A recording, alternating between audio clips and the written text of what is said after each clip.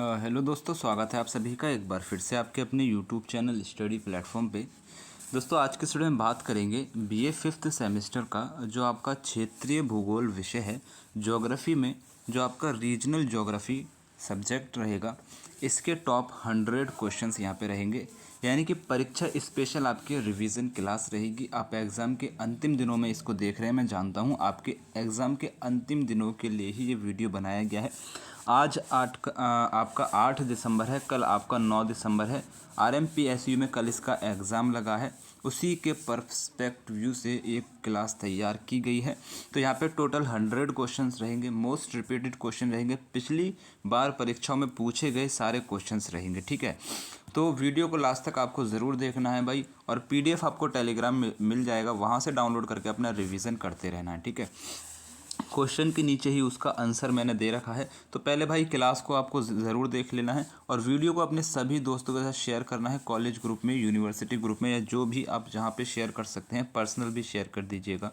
Video पसंद है like ज़रूर करना है, और आपका जो क्वेश्चन पेपर रहेगा उसको मुझे मेरे इस नंबर पर सेंड कर देना है, जिसके आंसर की मैं आपको अगले कुछ घंटों में बता दूँगा। ठीक है, 7300975835 ये मेरा जो है व्हाट्सअप नंबर है, इस पर आप जो है अपना क्वेश्चन पेपर सेंड कर दीजिएगा। देखो, क्वेश्चन नंबर 1 आपसे पूछ रहा है कि उत्प्रस्थान पूर्व अवस्था का क्या अर्थ होता है। पूर्व अवस्था से यहाँ पे आप अंदाज़ा लगाएंगे कि वास्तविक विकास से पहले की जो अवस्था होती है उसको उत्प्रस्थान पूर्व अवस्था कहते हैं। उत्प्रस्थान पूर्व अवस्था का मतलब होता है वास्तविक विकास से पहले की अवस्था। बी आपका करेक्ट आंसर है। इसके बारे में थोड़ा सा मैंने एक नोट्स भी लिखा है, इसको आप PDF से पढ़ लेंगे जब आप इसको डाउनलोड करेंगे। बाकी देखो, इस वाले को मैं पढ़ दे रहा हूँ, इसकी व्याख्या ये रहेगी कि उत्प्रस्थान पूर्व अवस्था रोस्टो के मॉडल में वह प्रारंभिक चरण है जो वास्तविक और तेज़ आर्थिक विकास से पहले आता है। क्वेश्चन नंबर 2 आपसे क्या कह रहा है? क्वेश्चन नंबर 2 आपसे कह रहा है नदी बेसिन उपागम का, रिवर बेसिन अप्रोच का सर्वप्रथम प्रयोग किस देश में हुआ था? संयुक्त राज्य अमेरिका इसका करेक्ट आंसर है, सी करेक्ट आंसर हो जाएगा। व्याख्या आप लोग इसकी पढ़ लेंगे। ठीक है, क्वेश्चन नंबर 3 आपसे कह रहा है सतत विकास लक्ष्य SDGs में कुल कितने लक्ष्यों को सम्मिलित किया गया है? तो सतत विकास लक्ष्य में कुल आपके 17 लक्ष्यों को जो है क्या किया गया है, शामिल किया गया है, जिसमें से जो मतलब 17 लक्ष्यों को 2030 तक प्राप्त करना है। ठीक है, सतत विकास जो है उसमें कितने लक्ष्यों को सम्मिलित किया गया है? 17 आपके जो है टारगेट को सेट किया गया है, जिन्हें 2030 तक प्राप्त करना है। बाकी पूरा नोट्स आप इसको पढ़ लेंगे। ठीक है, जो व्याख्या मैंने की है। क्वेश्चन नंबर 4 आपसे कह रहा है स्वतंत्र भारत का प्रथम नियोजित नगर कौन सा है? स्वतंत्र भारत का प्रथम नियोजित नगर आपका चंडीगढ़ हो जाएगा, सी आपका करेक्ट आंसर है। क्वेश्चन नंबर 5 आपसे कह रहा है निम्नलिखित में से किस प्रदेश में आर्थिक जुड़ावों की आंतरिक संबंधता मिलती है? राइट आंसर यहाँ पे आपको लगाना है कार्यात्मक प्रदेश, फंक्शनल रीजन्स में मिलती है। क्वेश्चन संख्या 6 आपसे क्या कह रहा है? क्वेश्चन संख्या 6 आपसे कह रहा है एडविन लुटियंस उत्तर भारत के किस बड़े शहर के वास्तुकार थे? एडविन लुटियंस जो है आपके नई दिल्ली के, ठीक है, नई दिल्ली उत्तर भारत के सबसे बड़ा शहर था आपका दिल्ली, यहाँ के वास्तुकार हो जाएंगे।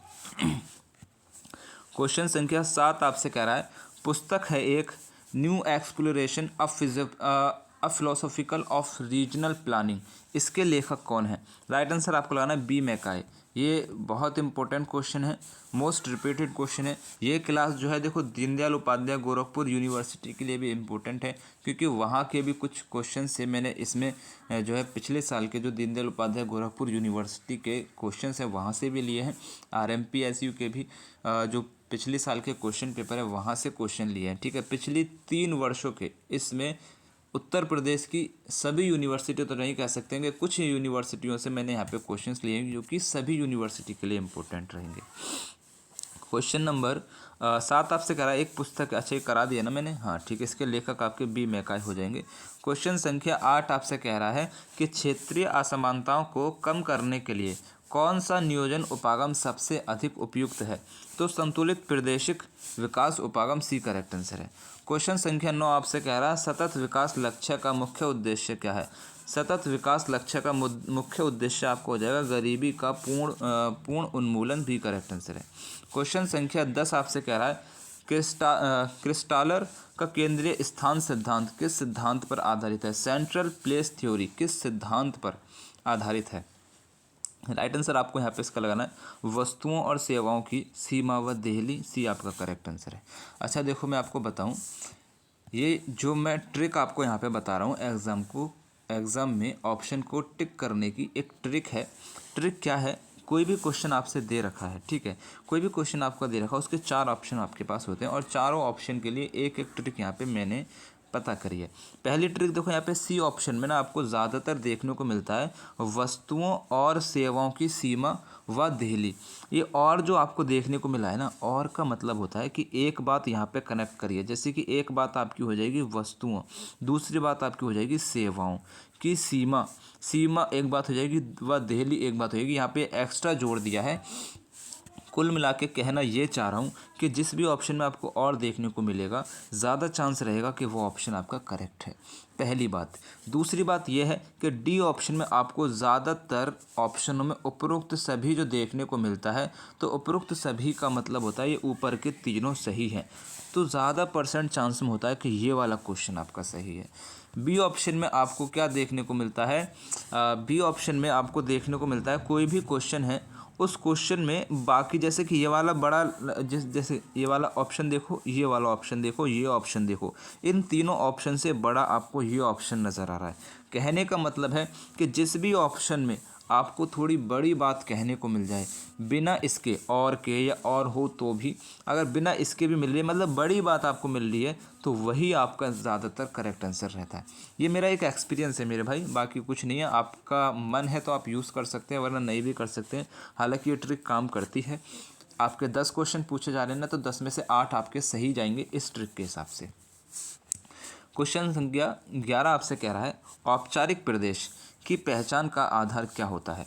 औपचारिक प्रदेश की पहचान का आधार होता है भौतिक या सांस्कृतिक तत्वों में समरूपता। अब यहाँ पे जो आपको या देखने को मिल रहा है ना, ये और भी देखने को मिल सकता है, ये या भी देखने को मिल सकता है, ये वा भी देखने को मिल सकता है, ये एवं भी देखने को आपको यहाँ पे मिल सकता है, ठीक है। ये यहाँ पे डी करेक्ट आंसर है। ट्रिक के हिसाब से इस तरीके से आपको लगाना है। क्वेश्चन संख्या 12 आपसे कह रहा है वॉन थ्यूनेन का कृषि अवस्थिति सिद्धांत एग्रीकल्चर लोकेशन थ्योरी किस मॉडल पर आधारित है? राइट आंसर आपको लगाना है परिवहन लागत और दूरी, बी आपका करेक्ट आंसर हो जाएगा। यहाँ पे और देखने को मिल रहा है, किसी और ऑप्शन में नहीं है, तो इस हिसाब से भी आप लगा सकते हैं। बाकी आपको मैं बता रहा हूँ तो आप याद भी कर लीजिएगा। क्वेश्चन संख्या 13 है सतत विकास सस्टेनेबल डेवलपमेंट की अवधारणा को पहली बार कब और किस रिपोर्ट में परिभाषित किया गया था? राइट आंसर आपको यहाँ पे लगाना 1987 ओवर कॉमन फ्यूचर रिपोर्ट, अवर कॉमन फ्यूचर रिपोर्ट हो जाएगा, बी आपका करेक्ट आंसर है। क्वेश्चन संख्या 14 आपसे क्या कह रहा है कि क्षेत्रीय असमानता को मापने के लिए निम्नलिखित में से किस सूचकांक का प्रयोग किया जाता है?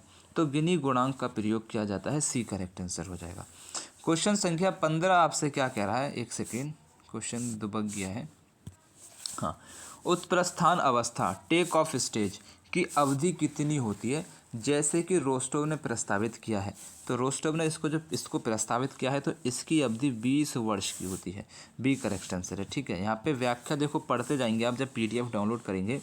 रोस्टोव ने उत्प्रस्थान को एक त्वरित और निर्णायक अवस्था माना जिसकी अवधि लगभग 20 वर्ष की होती है। इस तरीके से आप नोट्स को पढ़ेंगे ना, तो आपके माइंड में देखो धीरे धीरे पढ़ना है आपको, ठीक है, बहुत स्पीड में अपनी ज़ुबान से नहीं पढ़ना है, धीरे धीरे पढ़ना है। सुकून से क्षेत्र में आप बैठ जाएंगे, यानी कि ऐसे माहौल में आप बैठ जाएंगे यहाँ पे शोर ना हो, और ध्यान से पढ़ना है। ध्यान से पढ़ोगे ना, बस एक ही बार आपको पढ़ने की ज़रूरत रहेगी और आपको याद हो जाएगा, ठीक है। आप जब भी मेरा वीडियोज़ देखा करें तो आपसे रिक्वेस्ट ये रहेगी कि आप कानों में ईयरबड्स, ईयरफोन या कुछ भी लगा लें जिससे आपको आसपास का जो माहौल है वो सुनाई न दे। आसपास जो भी हो रहा है आपको मतलब ही नहीं है, बस आपको अभी पढ़ना है, एग्ज़ाम के कुछ ही दिन बचे हैं, ठीक है। बस इस हिसाब से आपको क्लास को देखना है। भारत में राष्ट्रीय राजधानी क्षेत्र किस प्रकार के प्रदेशों प्रदेश का उदाहरण है। भारत में राष्ट्रीय राजधानी क्षेत्र यानी कि नेशनल कैपिटल रीजन, जिसको एनसीआर कहते हैं, किस प्रकार के प्रदेश का उदाहरण हो जाएगा? तो यहाँ पे हो जाएगा कार्यात्मक प्रदेश हो जाएगा। ठीक है, सी आपका यहाँ पे करेक्ट आंसर है। और यहाँ पे व्याख्या है कि एनसीआर दिल्ली के केंद्रीय नोड के आर्थिक और प्रशासनिक प्रभाव के कारण जुड़ा हुआ एक कार्यक्रम या नोडल प्रदेश है। क्वेश्चन नंबर 17 है, सतत विकास लक्ष्यों SDGs को किस वर्ष तक प्राप्त करने का लक्ष्य रखा गया है? तो राइट आंसर आपको लगाना है 2030 तक। मैंने आपको बताया था, बी आपका करेक्ट आंसर है। इसमें व्याख्या देख लो इसकी। SDGs को एजेंडा 2030 के तहत 2030 तक प्राप्त करने का वैश्विक लक्ष्य है। क्वेश्चन संख्या 18 है, भारत में दामोदर घाटी निगम दामोदर वैली कॉरपोरेशन DVC किस उपागम पर आधारित नियोजन का उदाहरण है? तो नदी बेसिन नियोजन का उदाहरण हो जाएगा। इसकी व्याख्या भी आप एक बार यहाँ पे पढ़ लेंगे कि DVC की स्थापना अमेरिकी TVA मॉडल पर आधारित है और ये एक नदी घाटी क्षेत्र के बहुउद्देशीय विकास पर केंद्रित है। क्वेश्चन संख्या 19 आपसे कह रहा है, क्षेत्रीय नियोजन का मुख्य उद्देश्य क्या है? क्षेत्रीय नियोजन का मुख्य उद्देश्य होता है किसी क्षेत्र के संसाधनों का अधिकतम उपयोग करके संतुलित विकास प्राप्त करना। आपको एक चीज़ यहाँ पे समझ में आएगी कि इस वाले ऑप्शन से इस वाले ऑप्शन से इस वाले ऑप्शन से ये वाला ऑप्शन बड़ा है। बी आपका करेक्ट आंसर है। पता है तो लगा दीजिए, नहीं पता है तो ट्रिक के हिसाब से काम कर लीजिएगा। क्वेश्चन संख्या 19 की व्याख्या यहाँ पे है कि क्षेत्रीय नियोजन का लक्ष्य संसाधनों का इष्टतम उपयोग, क्षेत्रीय विषमताओं को कम करना और समग्र संतुलित विकास सुनिश्चित करना होता है। क्वेश्चन संख्या 20 आपसे कह रहा है, भारत में योजना आयोग की स्थापना कब की गई थी? बहुत इंपॉर्टेंट क्वेश्चन। 1950 में भारत में योजना आयोग यानी कि प्लानिंग कमीशन की स्थापना की गई थी। कब की गई थी? 1950 1950। ठीक है, 1950 आपको याद रखना है। प्लानिंग कमीशन की स्थापना की गई थी। यहाँ पे व्याख्या है कि योजना आयोग की स्थापना भारत सरकार के प्रस्ताव द्वारा 15 मार्च 1950 को की गई थी। यहाँ पे आपको एक डेट और आगे को मिल गई है, 15 मार्च। ठीक है, चलो क्वेश्चन संख्या 21 है, रोस्टोव के किस मॉडल में अधिक उपभोग की अवस्था यानी कि age of high mass consumption का क्या महत्व है? रोस्टोव के विकास मॉडल में अधिक उपभोग की अवस्था का क्या महत्व है? राइट आंसर आपको लगाना है, ये मॉडल की अंतिम अवस्था है जहां उपभोक्ता वस्तुओं बहुतायत में उपलब्ध होती है, यानी कि वस्तुएं बहुतायत में उपलब्ध होती हैं। सी आपका करेक्ट आंसर है। इन सारे ऑप्शन से बड़ा भी ऑप्शन है, ट्रिक के हिसाब से भी इसको लगा सकते हैं। बाकी आपको याद करते चलना है। अभी ये नहीं सोचना है कि ट्रिक के हिसाब से मैं इसको वहाँ लगा दूंगा, नहीं, ऑप्शन आपको बदल के भी दे सकता है ना। तो आपको बस अभी समझते चलना है, व्याख्या आपको ज़रूर पढ़ते जाना है। ये मॉडल की 5वीं और अंतिम अवस्था है जहाँ लोगों के पास बुनियादी ज़रूरतों से परे वस्तुओं की खरीद की क्षमता होती है। क्वेश्चन संख्या 22 है कि भारत में नीति आयोग के किस संगठन की स्थापना लिया गया है? नीति आयोग ने किस संगठन का स्थान लिया है? अच्छा, क्वेश्चन आपसे कह रहा है कि नीति आयोग जो है ना, भारत में नीति आयोग ने किस संगठन का स्थान लिया है? तो करेक्ट आंसर आपको यहाँ पे लगा देना है, योजना आयोग। योजना आयोग की स्थापना 1950 में हुई है। और योजना आयोग किसके स्थान पर आया है? मतलब कि योजना आयोग के स्थान पर क्या आ गया है? नीति आयोग आ गया है। ठीक है, चलो क्वेश्चन संख्या देखो यहाँ पे है कि नीति आयोग, इसकी स्थापना 1 जनवरी 2015 में। योजना आयोग 1950 से 2014 का स्थान लिया था। मतलब कि क्या कह रहा है कि 1950 में स्थान किस नीति आयोग ने, देखो मतलब मैं क्या कहना चाह रहा हूँ, देखो समझो यहाँ पे आपका, यहाँ पे ये कह रहा है कि नीति आयोग ने जो स्थान लिया है वो प्लानिंग कमीशन का लिया है। योजना आयोग की स्थापना 1950 में हुई है और 1950 से 2014 तक योजना आयोग रहा। 2014 के बाद यानी कि 1 जनवरी 2015 को नीति आयोग बना दिया गया। नीति आयोग बना दिया गया तो नीति आयोग की स्थापना 1 जनवरी 2015 को हुई है। कहने का मतलब बस इतना सा है। क्वेश्चन संख्या 23 है, कार्यात्मक प्रदेश यानी कि फंक्शनल रीजन को किस अन्य नाम से भी जाना जाता है? तो भाई आपको मैंने अभी ऊपर व्याख्या जो की थी उसमें बताया था कि नोडल प्रदेश के नाम से भी जानते हैं, एनसीआर के नाम से भी जानते हैं। ठीक है, व्याख्या पढ़ते जाना है भाई, व्याख्या बहुत इंपॉर्टेंट है।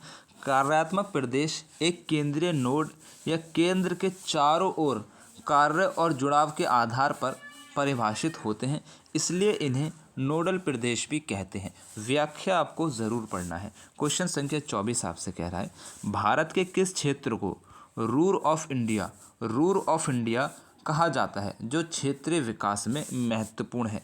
छोटा नागपुर पठार को, ठीक है, छोटा नागपुर पठार को रूर ऑफ इंडिया कहा जाता है। ये इंपॉर्टेंट क्वेश्चन रहेगा। व्याख्या यहाँ पे पढ़ लेंगे। छोटा नागपुर पठार विशेषकर दामोदर घाटी क्षेत्र अपने कोयला और खनिज संसाधनों के कारण भारत का रूढ़ क्षेत्र कहलाता है। अच्छा देखो, हमें ये तो पता चल गया कि रूढ़ क्षेत्र कौन सा प्रदेश कहलाता है, छोटा नागपुर का पठार। क्यों कहलाता है भाई? क्योंकि ये अपने कोयला और खनिज संसाधनों के कारण भारत का रूढ़ क्षेत्र कहलाता है। व्याख्या बहुत इंपॉर्टेंट है, खुद से आपको पढ़ लेना है। ठीक है, क्षेत्रीय भूगोल रीजनल ज्योग्राफी में डिलिमिटेशन का क्या अर्थ होता है? इसका अर्थ होता है कि किसी प्रदेश की सीमाएं निर्धारित करना। डिलिमिटेशन, देखो डिलिमिटेशन का मतलब है कि अपनी सीमा में रहना। लिमिटेशन कहते हैं ना, लिमिट में रहो, अपनी सीमा में रहो, सीमा पार मत करो, ऐसे करके कहते हैं ना। तो डिलिमिटेशन का मतलब है सीमा निर्धारित करना। समझ रहे हो? चलो, आपको इसी तरीके से बस वर्ड को आपकी रियल लाइफ से कनेक्ट करके समझाने का काम यहाँ पे किया जाता है। आपको वीडियो समझ में आ रहा है, पसंद आ रहा है तो भाई चैनल को सब्सक्राइब करना है बिल्कुल नहीं सोचना है। सब्सक्राइब करके बेल आइकन को ऑन कर लेना है, ताकि आपको देखो 6 सेमेस्टर में भी पढ़ना है, यहीं से पढ़ना है, पास यहीं से पढ़ के आपको होना है। बैक नहीं लगने दूंगा, इस बात की गारंटी है। बिल्कुल भी भ्रम में मत रहना कि भाई ये क्वेश्चन नहीं आएंगे। यही क्वेश्चन आपसे पूछे जाएंगे, मैं बता रहा हूँ भाई। ठीक है, बैक नहीं लगेगी, गारंटी मेरी रहेगी। ठीक है, आप इस चैनल पे आए हैं, जिम्मेदार आपने मुझे कुछ समझा है ना, कि जिम्मेदारी कुछ समझिए। मेरे ऊपर कुछ जिम्मेदारी दी है, मुझे जिम्मेदार बनाया है, तो मुझे अपना फ़र्ज़ निभाने दो। आप बस जो मैं बता रहा हूँ उसको तैयार करो। एग्ज़ाम के अंतिम दिनों में इससे बेहतर क्लास आपको नहीं मिल सकती है भाई। व्याख्या देखो, डिलिमिटेशन का अर्थ है किसी प्रदेश के अंदर समरूपताओं या फिर कार्य प्रणाली के आधार पर उसकी सटीक भौगोलिक सीमाओं का निर्धारण करना। ये बस यहाँ पे व्याख्या में बता दिया गया है। क्वेश्चन संख्या 26 आपसे क्या कह रहा है? रोस्टोव के विकास मॉडल की पहली अवस्था परंपरागत समाज यानी कि ट्रेडिशनल सोसाइटी की मुख्य विशेषता क्या है? राइट आंसर आपको लगाना है प्रौद्योगिकी का उपयोग, सीमित और कृषि पर प्रभुत्व। अब यहाँ पे देखो, ट्रिक के हिसाब से भी काम करेगा। यहाँ पे और देखने को मिल रहा है ना आपको, बाकी किसी ऑप्शन में आपको देखने को नहीं मिलेगा। और एक बात और, ये वाली जो ट्रिक मैं आपको बता रहा हूँ ना, ये सिर्फ बीए, बीएससी, बीकॉम में काम करती है। आप किसी कॉम्पिटिटिव एग्जाम में जाएंगे, वहाँ ट्रिक काम नहीं करती है भाई। वहाँ पे तो सारे ही ऑप्शन लंबे लंबे होते हैं, ऑप्शन के साथ वहाँ पे क्वेश्चन भी लंबा होता है, ताकि आप पढ़ो, आप ध्यान से पढ़ो और उसे समझने के लिए 2-3 बार पढ़ो, आपका टाइम जाए। तो स्मार्ट वही है जो एक ही बार में पढ़ के एक ही बार में खट्ट से आंसर लगाते। समझ रहे हो? वहाँ छोटे ऑप्शन नहीं होते, वहाँ छोटा क्वेश्चन नहीं होता, वहाँ बड़ी बात की जाती है। छोटी बातों को भी मतलब इस तरीके से कहा जाता है कि बड़ी लगे, बंदा क्वेश्चन पेपर ही देख के घबरा जाए। समझ रहे हो? तो बस पढ़ने वालों का नाम वहाँ पे लिया करो। समझ रहे हो? तो यहाँ पे जो ट्रिक है बस बीए, बीएससी, बीकॉम में काम करेगी। इसकी व्याख्या चलो आप पढ़ लेना। ठीक है, क्वेश्चन संख्या 27 आपसे कह रहा है, सतत विकास लक्ष्य 13 किससे संबंधित है? तो सतत विकास लक्ष्य जो हो जाएगा जलवायु कार्यवाही से संबंधित हो जाएगा। सतत विकास लक्ष्य 13 किससे संबंधित है? जलवायु कार्यवाही से हो जाएगा। एक ट्रिक और बता दूं आपको, वैसे तो देखो ये ऑप्शन में मैंने खुद से लिख दिया है, लेकिन अगर आपको किसी ऑप्शन के आगे ऐसे करके देखने को मिल जाए ना, इस तरीके से देखने को मिल जाए, तो वो ऑप्शन करेक्ट रहता है। अब आप करेंगे सर ये वाला ऑप्शन क्यों सही नहीं है? इसमें तो देखो शांति, न्याय और मजबूत संस्था, ये सारा शामिल हो जाएगा। बिल्कुल आपका हो सकता है अगर आप ट्रिक के हिसाब से लगाओगे, है ना, लेकिन मैंने क्या बोला कि 90% तक सही हो सकता है। तो 10% में ये वाला ऑप्शन आपका आ गया है, तो ये सही नहीं है। आपका जलवायु कार्यवाही सही हो जाएगा क्वेश्चन संख्या 13 का। क्वेश्चन संख्या 28 आपसे क्या कह रहा है? एक सेकेंड, मैंने ये करा दिया ना, हाँ। क्वेश्चन संख्या 28 आपसे कह रहा है कि भारत में क्षेत्रीय नियोजन की आवश्यकता का मुख्य कारण क्या है? करेक्ट आंसर आपको लगाना है कि विभिन्न क्षेत्रों के बीच आर्थिक और सामाजिक असमानताएं। बी आपका करेक्ट आंसर रहेगा क्वेश्चन नंबर 28 का। इसकी व्याख्या आप पढ़ लेंगे कि भारत की विशालता और ऐतिहासिक विकास पैटर्न के कारण क्षेत्रीय असमानताएं मौजूद हैं, जिन्हें दूर करने के लिए क्षेत्रीय नियोजन आवश्यक है। देखो, इसकी व्याख्या आपको ज़रूर पढ़ती जानी है। क्वेश्चन संख्या 28 का बी करेक्ट था। क्वेश्चन संख्या 29 है, औद्योगिक अवस्थिति का सिद्धांत थ्योरी ऑफ इंडस्ट्रियल लोकेशन किसने दिया था, जो क्षेत्रीय नियोजन के लिए महत्वपूर्ण है। करेक्ट आंसर लगाना है अल्फ्रेड वेबर हो जाएंगे, एक करेक्ट आंसर है। व्याख्या आपको पढ़ लेनी है कि वेबर ने अपना न्यूनतम लागत स्थान सिद्धांत प्रस्तुत किया, जो औद्योगिक अवस्थिति को परिवहन लागत, श्रम लागत और समूह पर केंद्र करता है। ठीक है। क्वेश्चन संख्या 30 आपसे क्या कह रहा है कि भारत की पहली पंचवर्षीय योजना का मुख्य ध्यान किस क्षेत्र पर था। बहुत इंपॉर्टेंट क्वेश्चन है। कृषि और सिंचाई पर इसका मुख्य केंद्र था। आप कहेंगे कि सर इसमें आपने और के हिसाब से लगा दिया होगा, इसमें भी तो और के हिसाब से लगा सकते थे। तो भाई ठीक है, लेकिन फर्स्ट 5 ईयर प्लान आपको याद होना चाहिए। ठीक है, पहली बात तो ये, अगर नहीं याद है तो देखो 2 ऑप्शन में से, ये 4 ऑप्शन है, 4 ऑप्शन में से 2 ऑप्शन तो आप इस तरीके से काट सकते हैं ना। तो इन दोनों में से आप थोड़ा सा आप माइंड यूज़ करेंगे या टीपा टापी कर लेंगे इधर उधर से। ठीक है, देखो पास होना है तो टीपा टापी पे कर सकते हो, लेकिन दूसरे से ज़्यादा यकीन अपने ऊपर रखना है। अगर आपको लग रहा है ना कि सी ऑप्शन सही है, दूसरा कह रहा है नहीं डी ऑप्शन सही है, आपको अपने पे ज़्यादा कॉन्फिडेंस रखना है। आप सही हो तो सही हो, सी आपका करेक्ट आंसर हो जाएगा यहाँ पे। ठीक है, इसकी व्याख्या भी आप पढ़ सकते हैं कि पहली योजना 1951 से 1956 में बनी थी और इसका मुख्य उद्देश्य था कृषि, सिंचाई और बिजली पर ध्यान केंद्रित करना। ठीक है, देखो व्याख्या में मैंने दे रखा है, व्याख्या पढ़ेंगे ना, व्याख्या का मतलब है कि आपको याद होता चला जाएगा सारी चीज़ें। ठीक है, क्वेश्चन संख्या 31 है, भारत में विकास ध्रुव, ग्रोथ पोल और विकास केंद्र यानी कि ग्रोथ सेंटर की अवधारणा किसने प्रस्तावित की है। इंपॉर्टेंट है, किसने की है, फ्रैंकोइस पैरोक्स ने की है। ठीक है, फ्रैंकोइस पैरोक्स ने की है, सी करेक्ट आंसर हो जाएगा। इसकी व्याख्या यहाँ पे हो जाएगी, पैरोक्स ने विकास ध्रुव की मूल अवधारणा दी, जिसे बाद में भारत में विकास केंद्र के रूप में अपनाया गया। क्वेश्चन संख्या 32 आपसे कह रहा है कि सतत विकास लक्ष्य किससे संबंधित है। सतत विकास लक्ष्य जो आपका हो जाएगा सतत शहर और समुदाय से संबंधित है, सी करेक्ट आंसर हो जाएगा। क्वेश्चन संख्या 33 आपसे कह रहा है क्षेत्रीय असमानता के लिए बैकवॉक्स इन्फेक्ट और स्प्रेड इन्फेक्ट की अवधारणा किसने दी है। करेक्ट आंसर यहाँ पे आपको इसका लगाना है गुन्नार मीडियल ने दी है, बी आपका करेक्ट आंसर हो जाएगा। व्याख्या आपको पीडीएफ में से पढ़ लेंगे। ठीक है, क्वेश्चन संख्या 34 आपसे कह रहा है कि वॉन थ्यूनेन के मॉडल में सबसे बाहरी संकेंद्रीय वलय में कौन सी कृषि गतिविधि होती है। करेक्ट आंसर आपको लगाना व्यापक खेती और पशुपालन, रेचिंग, सी करेक्ट आंसर है। क्वेश्चन संख्या 35 आपसे कह रहा है कि प्रादेशिक नियोजन का सर्वप्रथम विचार किस देश में आया। प्रादेशिक नियोजन का सर्वप्रथम विचार किस देश में आया था। राइट आंसर आप लगाना संयुक्त राज्य अमेरिका, ए करेक्ट आंसर है। क्वेश्चन संख्या 36 आपसे क्या कह रहा है, मेगालोपोलिस शब्द का सर्वप्रथम प्रयोग किसने किया था। करेक्ट आंसर आपको लगाना जीन गैटमैन ने, सी करेक्ट आंसर है। क्वेश्चन संख्या 37 आपसे कह रहा है भारत में पंचवर्षीय योजनाओं के लिए अंतिम अनुमोदन कौन सी संस्था प्रदान करती थी। करेक्ट आंसर आपको यहाँ पे इसका लेना राष्ट्रीय विकास परिषद, सी करेक्ट आंसर है। क्वेश्चन संख्या 38 आपसे कह रहा है कि क्षेत्रीय नियोजन के संदर्भ में पंचायत स्तर का नियोजन क्या कहलाता है। राइट आंसर आपको यहाँ पे इसका लगाना जमीनी स्तर पर नियोजन, डी करेक्ट आंसर है।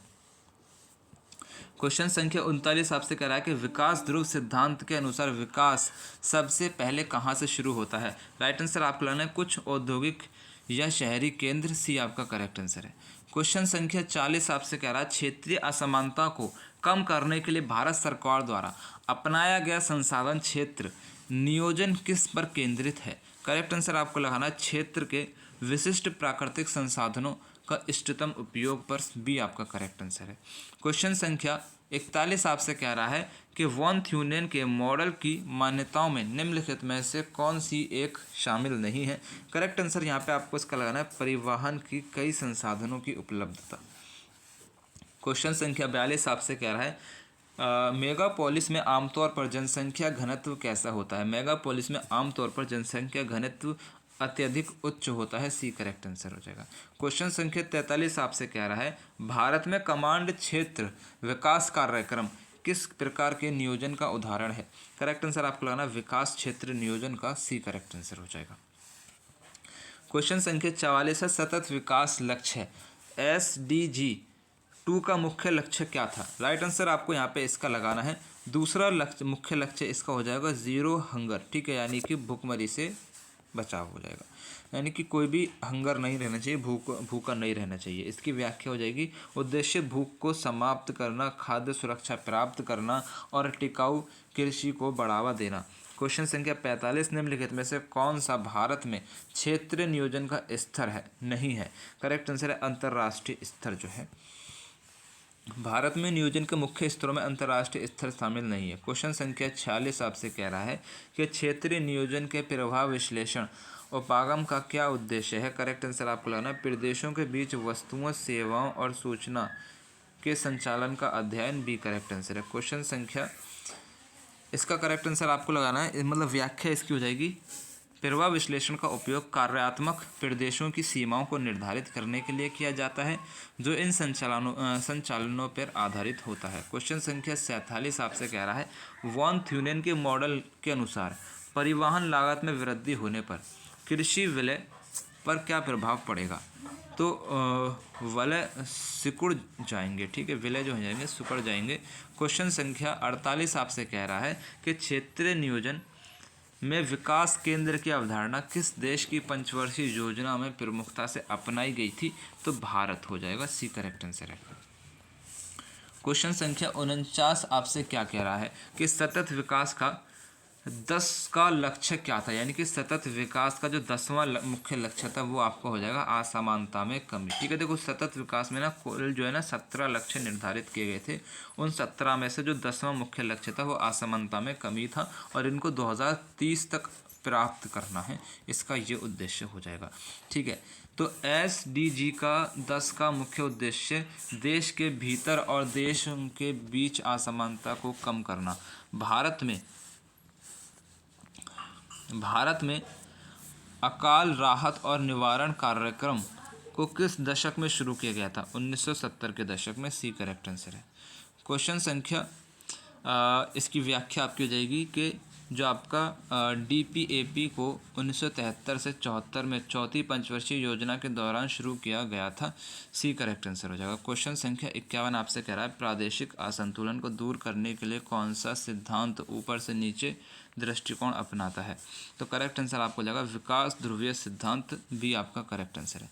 क्वेश्चन संख्या 52 आपसे कह रहा है कि विश्व में विकास का मार्गदर्शक की अवधारणा किस अवस्था से संबंधित है। करेक्ट आंसर आपको लाना है उत्प्रस्थान, सी आपका करेक्ट आंसर हो जाएगा।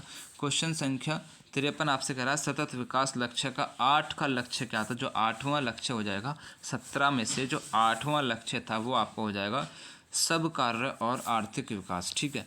क्वेश्चन संख्या 54 आपसे क्या कह रहा है कि जर्मनी के रुर औद्योगिक प्रदेश की प्रमुख विशेषता क्या है। तो कोयला खनन, लोहा और इस्पात उद्योग होता है, सी आपका करेक्ट आंसर है। क्वेश्चन संख्या 55 आपसे क्या कह रहा है, एक सेकेंड। क्वेश्चन संख्या 55 आपसे कह रहा है औद्योगिक अवस्थिति सिद्धांत में क्रिटिकल आइसोड पेन का क्या दर्शाता है। करेक्ट आंसर आपको लगाना वह रेखा जिसके बाहर परिवहन लागत का लाभ समाप्त हो जाता है। क्वेश्चन संख्या 56 आपसे कह रहा है कि भारत में अल्पतम विकसित क्षेत्रों के नियोजन के लिए कौन सा उपागम उपयुक्त है। समग्र विकास उपागम, सी करेक्ट आंसर हो जाएगा। क्वेश्चन संख्या 57 आपसे कह रहा है रोस्टोव के मॉडल में परिपक्वता की ओर अग्रसर अवस्था का क्या अर्थ है। करेक्ट आंसर आपको लगाना है अर्थव्यवस्था अपने सभी संसाधनों का प्रभावी ढंग से उपयोग करने में सक्षम होती है, बी करेक्ट आंसर हो जाएगा। क्वेश्चन संख्या 58 आपसे कह रहा है कृषि क्षेत्र में क्षेत्रीय नियोजन की प्रमुख चुनौती क्या है। करेक्ट आंसर आपको लगाना है भूमि स्वामित्व का अत्यधिक विखंडन, भी आपका करेक्ट आंसर है।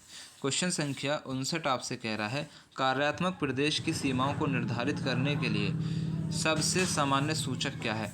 करेक्ट आंसर आपको यहाँ पे इसका लगाना है 59 का दैनिक आवागमन का पैटर्न, सी करेक्ट आंसर है। क्वेश्चन संख्या 60 आपसे कह रहा है कि सतत विकास लक्ष्य जो है इसका 4 किससे संबंधित है। तो 4 जो लक्ष्य आपका हो जाएगा वो गुणवत्तापूर्ण शिक्षा से संबंधित हो जाएगा, क्वालिटेटिव एजुकेशन से संबंधित हो जाएगा। ठीक है। SDG 4 का लक्ष्य समावेशी और समान गुणवत्तापूर्ण शिक्षा सुनिश्चित करना होता है। क्वेश्चन संख्या 61 आपसे कह रहा है कि भारत में मेगा सिटी की परिभाषा के अनुसार उनकी न्यूनतम जनसंख्या कितनी होनी चाहिए। तो राइट आंसर आपको लगाना 10 मिलियन। 10 मिलियन का मतलब है 1 करोड़ होनी चाहिए। क्वेश्चन संख्या 62 आपसे कह रहा है प्रादेशिक नियोजन नामक अवधारणा के मुख्य समर्थक कौन थे। करेक्ट आंसर आपको लगाना है पैट्रिक गैड्स हो जाएंगे, सी करेक्ट आंसर है। क्वेश्चन संख्या 63 आपसे कह रहा है क्रिस्टालर के केंद्रीय स्थान सिद्धांत के परिवहन सिद्धांत यानी कि K4 किस पर जोर देता है। परिवहन मार्गों के साथ इष्टतम कवरेज, सी करेक्ट आंसर है। क्वेश्चन संख्या 64 आपसे कह रहा है भारत में पहाड़ी क्षेत्र विकास कार्यक्रम कब शुरू किया गया था। करेक्ट आंसर आपको लगाना है चौथी पंचवर्षीय योजना, सी करेक्ट आंसर है। क्वेश्चन संख्या 65 आपसे कह रहा है सतत विकास लक्ष्य 17 का उद्देश्य क्या है। करेक्ट आंसर आपको लगाना है लक्ष्यों के लिए साझेदारी, बी करेक्ट आंसर है। क्वेश्चन संख्या 66 आपसे क्या कह रहा है औपचारिक प्रदेशों के लिए सीमा निर्धारण की किसी विधि में अंकगणितीय औसत का उपयोग किया जाता है समरूपता विधि में। ठीक है, सी आपका करेक्ट आंसर है। क्वेश्चन नंबर 67 आपसे कह रहा है रोस्टोव के अनुसार आत्मनिर्भरता की शुरुआत किस अवस्था में होती है। करेक्ट आंसर आपको लगाना है उत्तरस्थान, सी करेक्ट आंसर है। क्वेश्चन संख्या 68 आपसे कह रहा है क्षेत्रीय नियोजन में कोर पेरिफेरी मॉडल किसने दिया।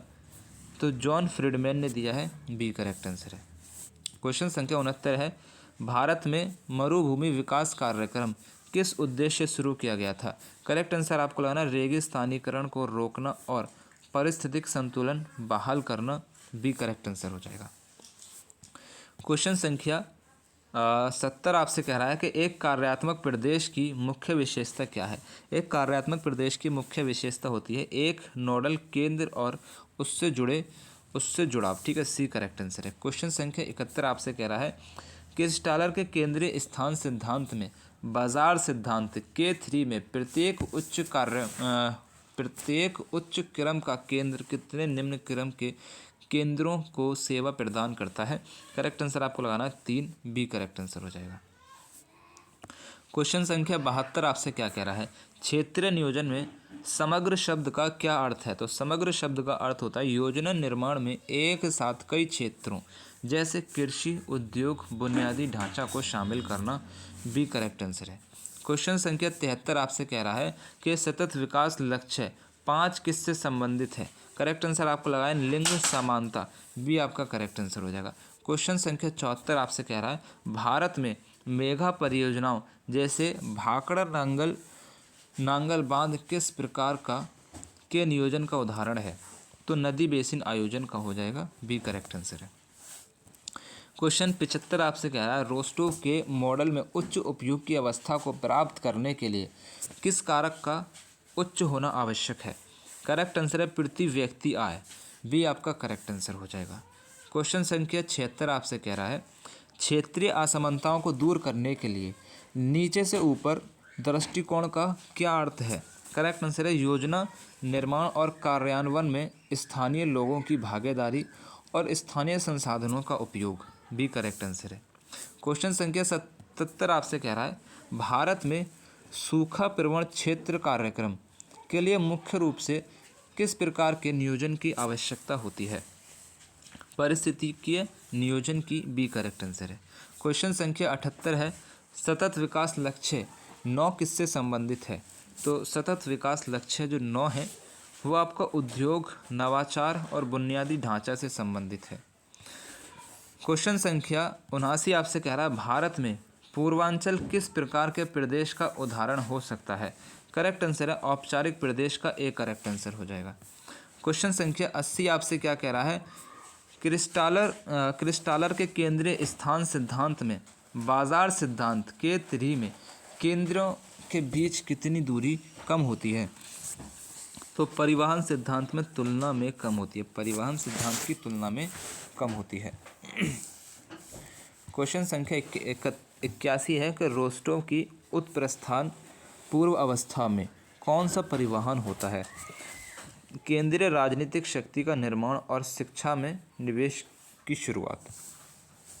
क्वेश्चन संख्या 82 है कि वेबर के औद्योगिक अवस्थिति सिद्धांत में श्रम लागत को किस रेखा द्वारा दर्शाया जाता है? श्रम लागत वक्र के द्वारा।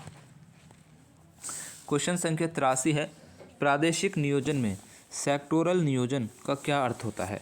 करेक्ट आंसर आपको हो जाएगा अर्थव्यवस्था के केवल एक क्षेत्र जैसे कृषि या उद्योग पर ध्यान केंद्रित करना। सी करेक्ट आंसर है। क्वेश्चन संख्या 84 आपसे कह रहा है कि सतत विकास लक्ष्य SDG 6 किससे संबंधित है? करेक्ट आंसर आपको लाना है स्वच्छ पानी और स्वच्छता से। बी करेक्ट आंसर हो जाएगा। क्वेश्चन संख्या 85 आपसे कह रहा है भारत में राष्ट्रीय ग्रामीण रोजगार गारंटी अधिनियम किस प्रकार के नियोजन का उदाहरण हो जाएगा? करेक्ट आंसर यहाँ पे आपको लगा देना है क्वेश्चन संख्या 85 का बी हो जाएगा। ठीक है, क्या है? सामाजिक क्षेत्र नियोजन। बी करेक्ट आंसर है। क्वेश्चन संख्या 86 किस प्रकार के प्रदेशों की सीमाएं अस्पष्ट होती हैं और लोगों की धारणाओं पर आधारित होती हैं? करेक्ट आंसर हो जाएगा परंपरागत प्रदेश। सी करेक्ट आंसर है। क्वेश्चन संख्या 87 है रोस्टोव के मॉडल में उत्प्रस्थान अवस्था की मुख्य विशेषता क्या है? करेक्ट आंसर आपको लगाना है बचत और निवेश की दर में तेज़ी। क्वेश्चन संख्या 88 आपसे कह रहे हैं कि भारत में राष्ट्रीय राजधानी क्षेत्र के नियोजन का मुख्य उद्देश्य क्या है? दिल्ली में जनसंख्या घनत्व को कम करना और आसपास के शहरों में विकास फैलाना। क्वेश्चन संख्या 89 सतत विकास लक्ष्य 15 किससे संबंधित है? भूमि पर जीवन लाइफ ऑन लैंड से संबंधित है। क्वेश्चन संख्या 90 आपसे कह रहा है औद्योगिक अवस्थिति सिद्धांत में परिवहन लागत की गणना के लिए वेबर ने किस कारक का प्रयोग किया है? वस्तु का वजन और तय की गई दूरी। ये यहाँ पे करेक्ट आंसर है। क्वेश्चन संख्या 91 आपसे कह रहा है भारत में सूक्ष्म स्तरीय नियोजन का सबसे अच्छा उदाहरण कौन सा है? जिला नियोजन जो है सबसे अच्छा उदाहरण हो जाएगा। क्वेश्चन संख्या 92 है रोस्टोव की 5 अवस्थाओं के मॉडल को किस अन्य नाम से भी जाना जाता है? करेक्ट आंसर है रेखीय विकास मॉडल। बी करेक्ट आंसर है। क्वेश्चन संख्या 93 आपसे कह रहा है भारत में पहाड़ी क्षेत्र विकास कार्यक्रम का उद्देश्य मुख्य रूप से क्या था? तो पहाड़ी क्षेत्रों के विशिष्ट भौगोलिक और पारिस्थितिक समस्याओं को हल करना। बी आपका करेक्ट आंसर है। क्वेश्चन संख्या 94 है सतत विकास लक्ष्य 7 किससे संबंधित है?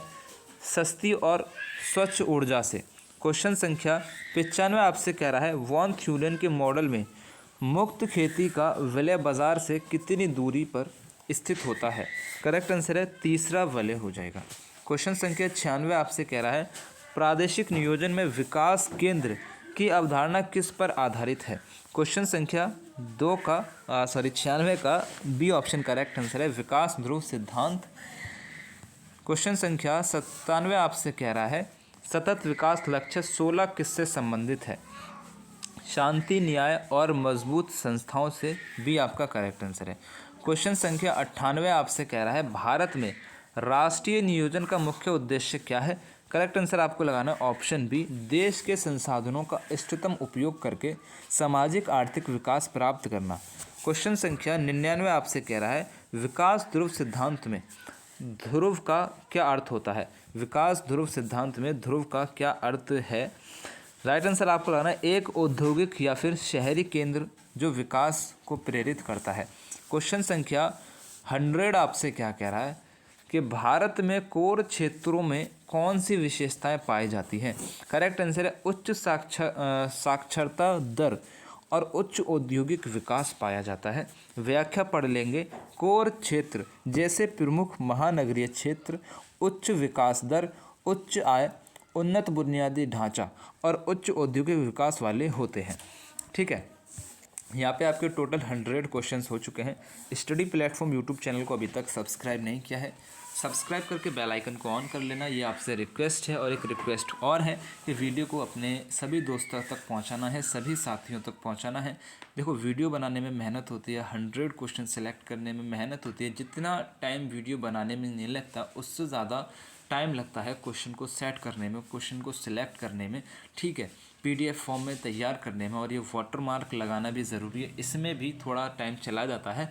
मतलब कुल मिला के ये सारी चीज़ों में जो टाइम जाता है उतना टाइम वीडियो बनाने में नहीं जाता है। आपको जो वीडियो दिख रही है अभी 40 मिनट की, इस वीडियो के पीछे इसको तैयार करने में जो मेहनत है वो हम जानते हैं। तो उसके लिए बस आपको कुछ नहीं करना है भाई, एक लाइक करना है जिससे हमें लगेगा कि हाँ भाई हमारी मेहनत सफल हुई।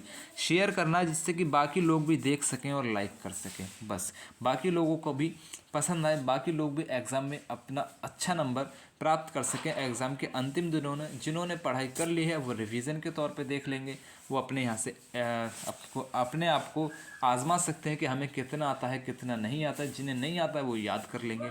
तो ठीक है, फिर बेस्ट ऑफ लक, अल्लाह हाफिज़।